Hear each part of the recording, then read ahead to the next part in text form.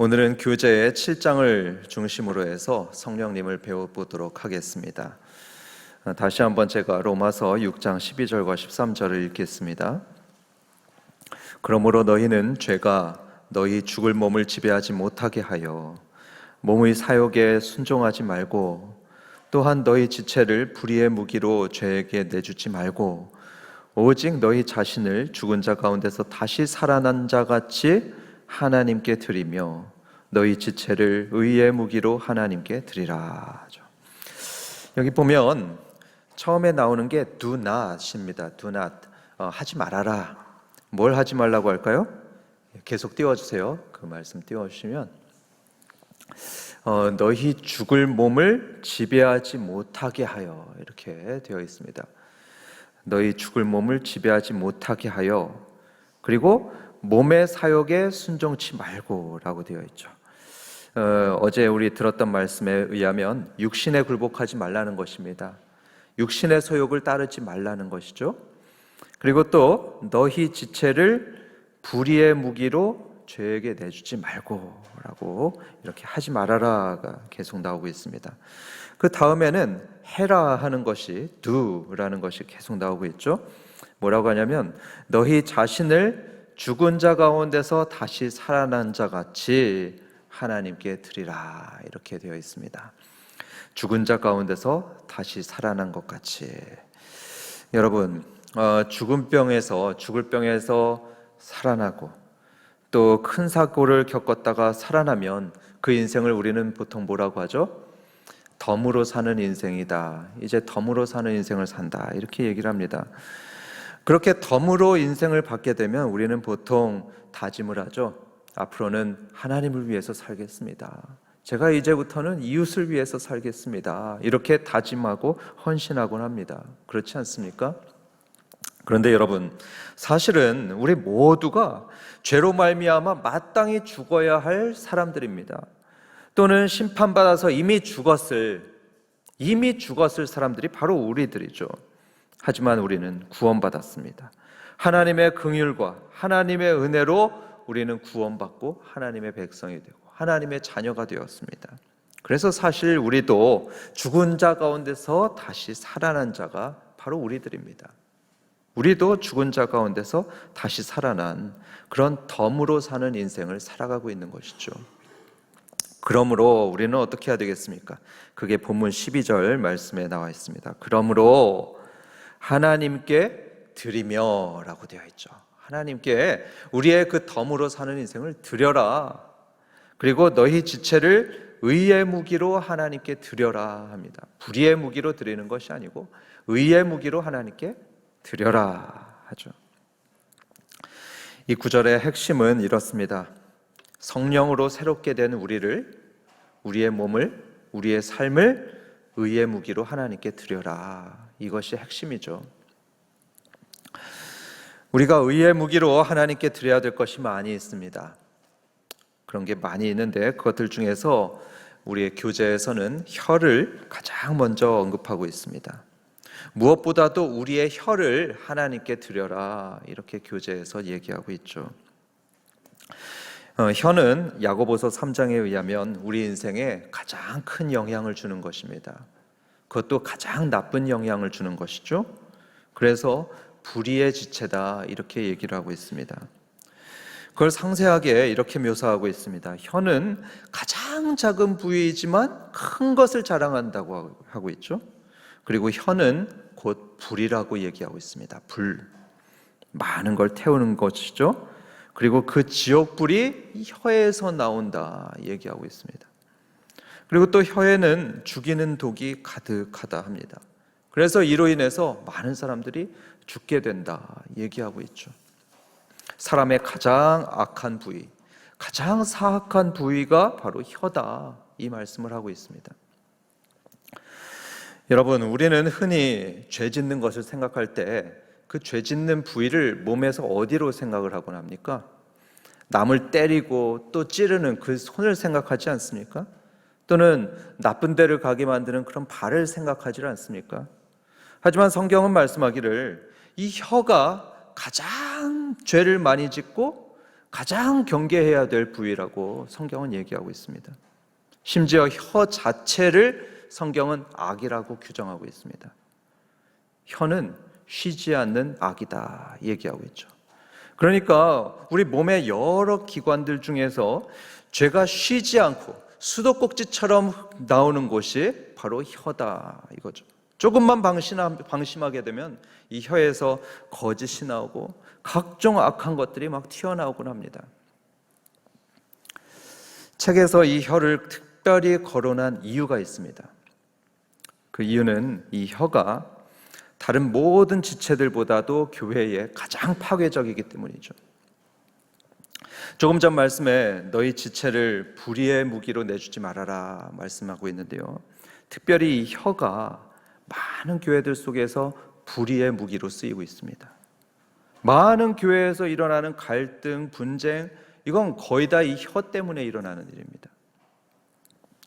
여러분, 교회에서 문제가 생기는 게 누가 폭력을 휘둘러서 그렇습니까? 그런 일 별로 없죠. 거의 없습니다. 아니면 성 때문에 일어나는 겁니까? 아니면 돈 때문에 일어나는 겁니까? 아니죠. 일부 교회를 제외하고는 그런 문제는 별로 없습니다. 성 때문에, 돈 때문에 일어나는 거 별로 없습니다. 교회에서 갈등이 일어나고 분쟁이 일어나고 문제가 생기는 대부분의 이유는 바로 혀 때문입니다. 사람들이 이 혀를 불의의 무기로 휘둘러서 그래서 교회가 막 흔들거리고 평안이 없어지곤 합니다. 하나님은 말씀합니다. 우리의 지체를, 우리 몸의 지체를 의의 무기로 하나님께 드려라 했습니다. 그러니까 우리는 이 혀도, 우리의 혀도 불의의 무기가 아니고 의의 무기로 써야 되겠습니다. 세상 사람들은 그렇지 않을지 모릅니다. 그렇지만 하나님의 자녀고 새 사람인 저와 여러분들은 우리의 혀를 의의 무기로 하나님께 드려야 할 줄을 믿습니다. 아멘. 그렇다면 여러분, 우리의 혀를 의의 무기로 드린다는 거, 그거 과연 어떻게 해야 되는 것일까요?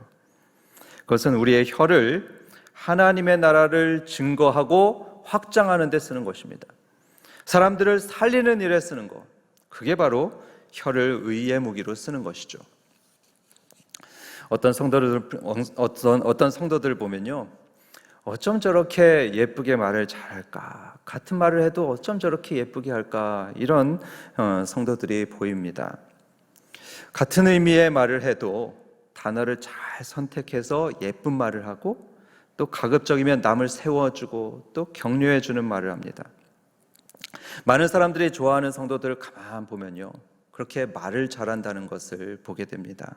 대부분 말을 잘하는 사람들이 사랑받습니다. 그게 웃기는 말을 해가지고 말 잘하는 게 아니고요, 청산유수처럼 말을 해서 그래서 말을 잘하는 사람이 아닙니다. 격려하는 말을 잘하고 긍정적인 말, 겸손한 말을 잘해서 그래서 말을 잘하는 사람이죠. 바로 그런 사람들이 혀를 의의 무기로 사용하는 사람들입니다. 그래서 그 결과는 뭘까요? 의로운 열매가 맺히게 됩니다. 혀를 의의 무기로 사용하기 때문에 그들이 가는 곳에는 의로운 열매가 맺힙니다. 화평의 열매, 기쁨의 열매가 맺히고요, 때로는 구원의 역사도 일어납니다. 그들의 따뜻한 말 한마디 때문에 불신자가 믿는 일도 일어납니다. 교회는 이런 사람이 많아야 됩니다. 혀를 불의의 무기로 쓰는 사람이 있으면 그 교회는 갈라지고 흔들립니다. 하지만 혀를 의의 무기로 사용하는 사람이 있으면 그 교회는 하나로 뭉칩니다. 그래서 말을 예쁘게 하는 사람들이 많으면 많을수록 그 교회는 든든히 세워지고요, 사랑의 공동체가 되고요, 행복한 공동체가 됩니다. 그런데 여러분, 그런 말을 어떻게 할 수 있냐 하면 사실은 사람의 힘으로 되는 것이 아닙니다. 사람의 힘으로 되는 게 아니고요, 그거는 성령의 역사로만 가능하다고 합니다. 야고보서 3장 2절에 말씀하기를 우리는 다라고 합니다. 우리는 다 말의 실수가 많다 말씀하죠. 그리고 3장 8절에 혀를 능히 길들일 사람이 없다 말을 하죠. 없다. 하지만 여러분, 유일하게 혀를 다스릴 수 있는 사람들이 있습니다. 유일하게 혀를 다스릴 수 있는 사람들이 있는데 그들이 누구냐 하면 성령께서 다스리시는 사람들입니다. 이 책의 저자 박영동 교수님도 말씀하기를 성령의 사람이 혀를 제어할 수 있다 얘기합니다. 성령의 다스림을 받는 사람만이 혀를 다스려서 의의 무기로 사용할 수 있습니다. 그 단적인 예가 오순절 성령 강림 사건이죠. 오순절에 성령님께서 임하셨습니다. 그러니까 제일 먼저 일어났던 일이 뭐냐 하면 사람들이 자기도 모르는 방언, 외국어를 말하면서 복음을 전했던 일입니다. 그게 제일 먼저 일어났죠. 이게 의미하는 바가 있습니다. 성령이 임하면 무엇보다도 말이 변한다는 것을 상징적으로 보여주는 것이죠. 그래서 사랑하는 성도 여러분, 혹시 말에 자신이 없으십니까? 저도 말에 자신이 없습니다. 그렇다면 말에 자신이 없다면 성령님께서 우리를 더 다스려 달라고 우리는 기도해야 됩니다. 우리 힘으로는 안 됩니다.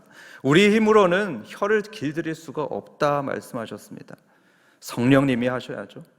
오순절에 제자들의 혀를 성령님께서 주장하셨듯이 우리의 혀도 성령님께서 다스려 주셔서 의의 도구로 사용되고 복음의 도구로 사용되어야 합니다. 그래서 이따가 기도 시간에 우리는 이런 기도를 하면 좋겠습니다. 주님, 그래도 제가 성령님을 모시고 사는 새 사람이고 또 거룩한 자녀인데 저희 혀를 불의의 도구로 사용하길 원치 않습니다. 의의 무기로 하나님께 드립니다. 성령님께서 제 혀를 다스리셔서 앞으로 예쁜 말을 하고 긍정적인 말을 하고 복음을 전하는 말만 하도록 주님 도와주시옵소서. 이렇게 기도하시는 그런 말이 성화된 그런 한박교회가 되기를 주님의 이름으로 축원합니다.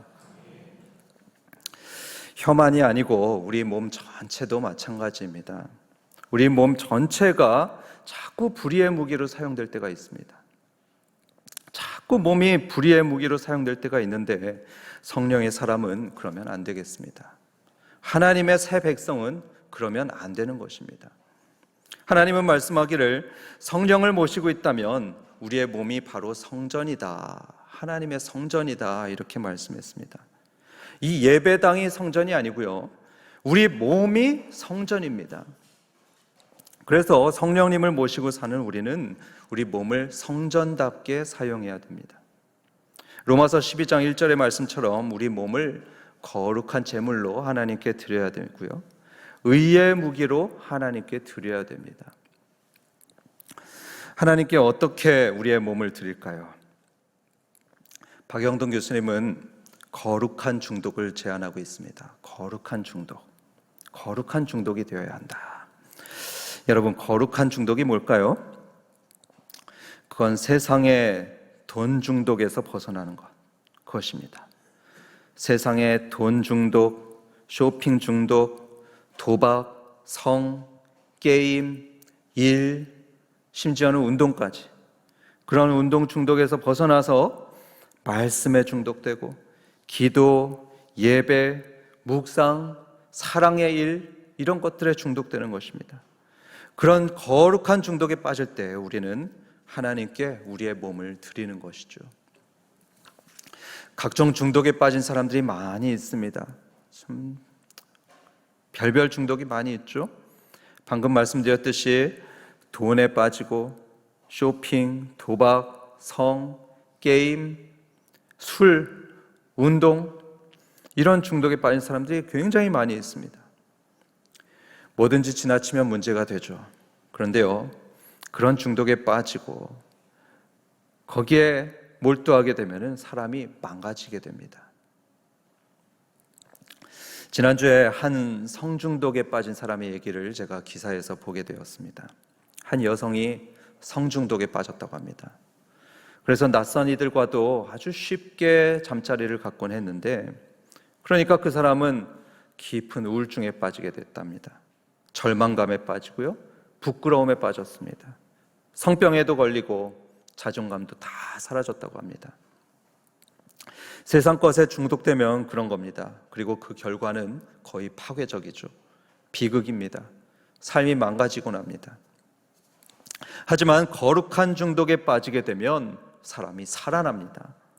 자존감이 살아납니다. 기쁨이 일어납니다. 감사가 일어나고요. 만족감이 생깁니다. 언뜻 보기엔 굉장히 재미없게 보이고 또 좀 지루하게 보이는 것이 성령의 삶이고 또 거룩의 삶입니다. 하지만 여러분, 그런 삶에 익숙해지죠? 그리고 또 성령에 취하게 되죠? 그러면요, 우리 속사람이 변합니다. 중독되다시피 말씀에 전념하고 중독되다시피 기도에 전념하면요, 성령의 생수가 계속해서 우리 속에 공급되게 되죠? 그러면 우리 속사람이 변하게 되어 있습니다. 우울증이 떠나고요, 내가 하나님의 자녀다, 이런 자존감이 살아납니다. 우리의 몸조차도 변하게 되죠. 우리의 몸조차도 성령의 통제를 받아서 새로운 체질로 변하게 됩니다. 예를 들어서 제가 아는 한 친구 목사님이 있습니다. 제가 잘 아는 친구 목사님이요, 루게릭 같은 불치병에 걸렸었는데요. 그리고 나서 이 사람이 말씀에 전념했습니다. 말씀과 찬송과 전도, 그것만 하루 종일 했다고 합니다. 그런데요, 정말로 기적이 일어났습니다. 기적이 일어나서 그 불치병이 낫는 일이 실제로 일어났었습니다. 그런 일이 어디 있어요? 이런 사람들 아마 이 중에도 분명히 있을 겁니다. 믿음대로 될지어다. 예수님 그 말씀하셨습니다. 믿음대로 되는 것입니다. 그래서 사랑하는 성도 여러분, 하나님은 드리라고 했습니다. 드리라고 하셨죠? 하나님은 부활과 생명의 하나님이시기 때문에 그 하나님께 드리게 되면 사는 겁니다. 드리면 사는 역사가 있습니다. 그래서 우리는 말씀과 기도와 예배와 거룩한 교제에 우리 자신을 드리는 것입니다. 거룩한 중독에 빠지는 것이죠. 그럴 때 우리의 삶은 더욱 성령 충만하고 은혜가 충만하고 행복 충만한 삶이 될 줄을 믿습니다. 그런 복된 삶을 사는 한밭 성도들 되시길 주님의 이름으로 축원합니다.